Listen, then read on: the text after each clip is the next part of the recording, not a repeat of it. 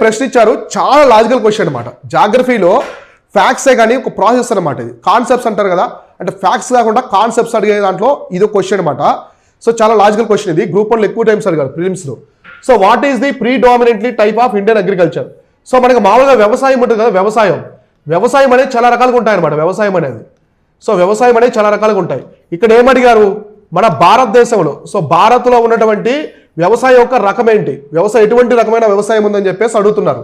So commercial agriculture, extensive agriculture, plantation agriculture, subsistence agriculture. మనది subsistence agriculture అనమాట.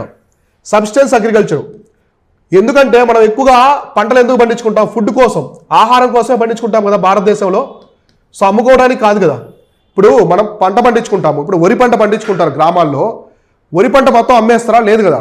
కొంత food అనేది ఉంచుకొని తర్వాత కొంత అమ్ముకుంటారు.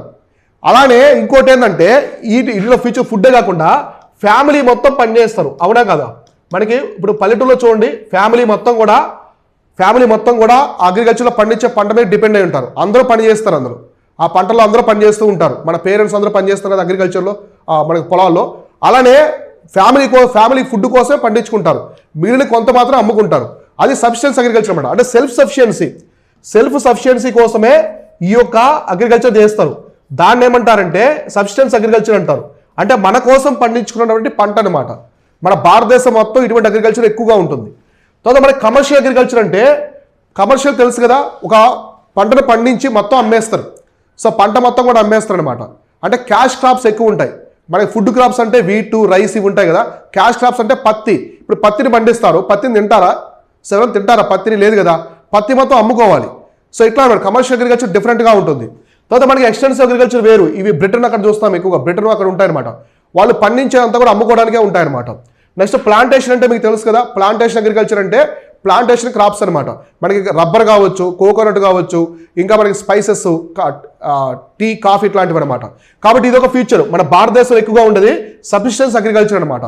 ఫ్యామిలీ మొత్తం పని చేస్తారు, ఫ్యామిలీ కోసమే పండించుకుంటారు, ఆహారం కోసమే పండించుకుంటారు, సెల్ఫ్ సఫిషియన్సీ కోసం. అర్థమైందా? కాబట్టి ఇలాంటి క్వశ్చన్స్ ఎక్కువగా మనకి గ్రూప్ 1 ప్రిలిమ్స్, గ్రూప్ 2 అడుగుతూ ఉంటారు. ఇలాంటి టాపిక్స్ మొత్తం కూడా మన ఇండియన్ హిస్టరీలో కవర్ చేస్తాం అనమాట. మన ఇండియన్ జాగ్రఫీ మాడ్యూల్లో ప్రతి ఒక్క అంశం కూడా చాలా నీట్గా ఉంటుంది. సో జాగ్రఫీ కాకుండా history, polity, economy, science and technology, environment, AP history, తెలంగాణకు సంబంధించిన కోర్సులు అన్నీ కూడా చాలా నీట్గా ఉంటాయి. సో మీరు ప్లేస్టోర్ నుంచి మన శివన్ గారి యాప్ని డౌన్లోడ్ చేసుకొని ఈ కోర్సులో ఎన్రోల్ చేసుకోండి.